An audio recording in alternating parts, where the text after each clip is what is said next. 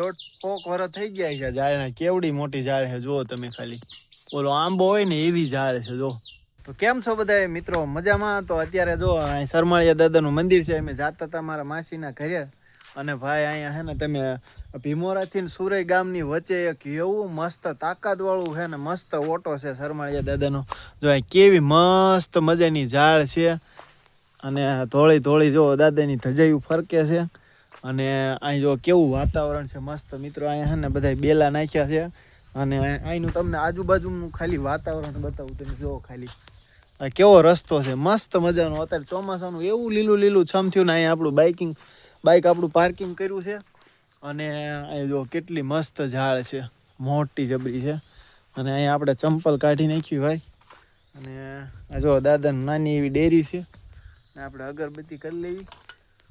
જો મસ્ત મજાનું અહીં કેવો મસ્ત ઝાડ છે, મોટી જબરી હે. અને અહીંયા જો સિરીઝ પણ નાખી છે યાર. અહીં લાઇટ નથી તો સિરીઝ કઈ રીતે હા અહીંયા દોડવી. તો જો મિત્ર આ હે ને સરમાળિયા દાદા છે. અહીં જો આવું કંઈક મંદિર છે, નાનો એવો ઓટો છે. અને અહીંયા દીવાબત્તી કરવા આવતા છે ને નાના ઓલી માળા છે, તુલસીની માળા જપતા છે. અને પાછળ તો હે ને બધા શું કહેવાય છે, અહીંયા મકાન છે. પાછળ છે ને રામાપીરનું મંદિર છે, મોટું જબરું ઢોળી માથે છે મંદિર.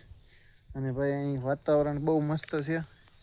ખાલી આમ આપણે બેહીને શાંતિથી તોય આમ મજા આવે. અને આ ઝાડ જો કેવડી મોટી છે, જો છે મોટી જબરી છે. ને આખી ઝાડમાં નકરા એટલે નકરી છે ને એવી થોડી ધજાયું તે ફરકે જો તમે છે.